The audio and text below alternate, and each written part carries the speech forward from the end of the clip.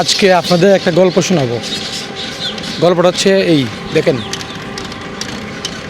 দেখছেন, আজকে তার গল্প আপনাদেরকে শোনাবো। প্রিয় বন্ধুরা, আমি বলছিলাম আপনাদেরকে এই বাইটার গল্প শোনাবো, কিন্তু সে ক্যামেরার সামনে আসতে রাজি না, তাই তাকে পিছন থেকে ক্যামেরা করেছে, তা আলাপ করবে এই মুহূর্তে। আচ্ছা ছোটু ভাই, তোমার বয়স কত হবে? 14। ওর বয়স 14। তোমার নাম কি? আমার নাম রিফাতুল ইসলাম। ওর নাম রিফাতুল ইসলাম। আচ্ছা, তুমি যে এই অটো রিক্সা চালাও, কতদিন যাবত এই রিক্সা চালাও? চালাই অনেকদিন ধরে। কতদিন? ওইব 1 মাস। হ্যাঁ, 1 মাস। 1 মাস যাবত। তুমি যে 1 মাস যাবত রিক্সা চালাও, মানে কারণটা কি? মানে তোমার ফ্যামিলির অভাব আছে নাকি? হয়। তার ফ্যামিলির অভাব থাকার কারণে সে 1 মাস যাবত রিক্সা চালায়। তার বয়স 14। আপনারা দেখেন, তার চেহারাটা দেখেন, খুবই কষ্ট লাগে এইগুলো দেখলে। কারণ আমি আমার জায়গা থেকে বলি, আমি অনেক হ্যাপি এবং ভালো আছি, ভালো ছিলাম। কারণ দেখেন, আমি ছোটোবেলা থেকেই বড় হয়েছি আরামে এসে। তার বয়সে আমি খেলাধুলা করছি, বুঝছেন? আমি আবারও বলতেছি, আমি তার বয়সে খেলাধুলা করছি, আর সে এই বয়সে গাড়ি চালাচ্ছে, রিক্সা চালাচ্ছে। ভিডিও করতে তার সমস্যা, মানে সে বলতেছে যে তার চেহারা যাতে না দেখানো হয়। এখন তার সংসার চালানোর জন্য আসলে সে এই কাজে আসতে বাধ্য হয়েছে। তো ছোটু ভাই, তোমার দৈনিক কত ইনকাম? 500। কত? 500 টাকা। সে এই অটো রিক্সা দিয়ে মাত্র 500 টাকা ইনকাম করে, আর আমি 500 টাকা খরচ করে ফেলি, বুঝছেন? আমি ছোটোবেলায় 200 টাকা খরচ করতাম, 100 টাকা খরচ করতাম, 50 টাকা খরচ করতাম যখন ছোটো ছিলাম, আজকে থেকে প্রায় 15 বছর আগে। আর সেই বয়সে 500 টাকা ইনকাম করার জন্য এই অটো রিক্সা চালায়।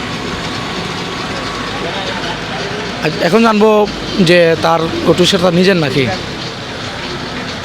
আচ্ছা ছোটু ভাই, এই অটো রিক্সা কি তোমার নিজের? নিজের।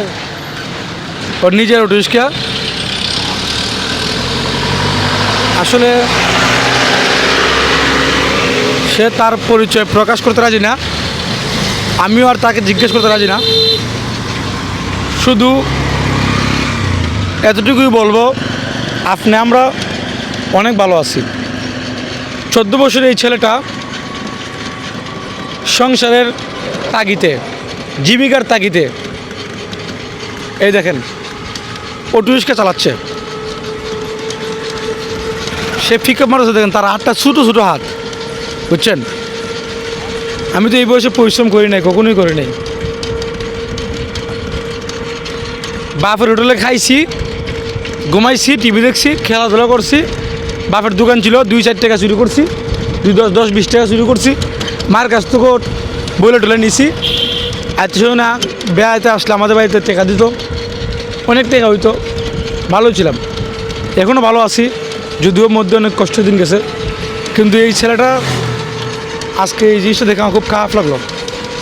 যাই হোক, তার জন্য সবাই দোয়া রাখবেন, ভালোবাসা রাখবেন। সে এই বয়সে ইচ্ছা করলে ভিক্ষা করতে পারতো, কিন্তু সে নিজের শ্রম দিয়ে তার সংসার চালাচ্ছে। যাই হোক ছোটু ভাই, তোমার জন্য দোয়া রইল, এগিয়ে যাও। আচ্ছা, পড়াশোনা কি করো? সে পড়াশোনা করে না। হ্যাঁ ছোটু ভাই, তোমার চেহারা কিন্তু আমি দেখাই নাই, বুঝছো? মানে তোমার পরিচয় বলি নাই, জাস্ট বলছি যে তোমার বয়সে মানুষ খেলাধুলা করে আর তুমি গাড়ি চালাচ্ছ। তোমার জন্য দোয়া আছে ভাই, বুঝছো? দোয়া আছে, এই যে আমি তার মাত্র হাতে দিতেছি, দোয়া আছে।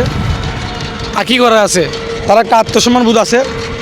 সে বলতেছে ভাই আমার চেহারাটা দেখেন না, বুঝছেন? সে বলতেছে আমার চেহারা দেখেন না, তার মানে তার আত্মসম্মান বোধ অবশ্যই আছে। যাই হোক, স্যালুট তাকে এবং তার মাকে। মায়ের আত্মসম্মান আছে, তাই ছেলেকে শিখাইছে কীভাবে আত্মসম্মান নিয়ে বেঁচে থাকতে হয়। যাই হোক, সবাই ভালো থাকবেন। আর আজকের এই ভিডিওটা কেমন লাগছে একটু কমেন্টে বলে যাবেন।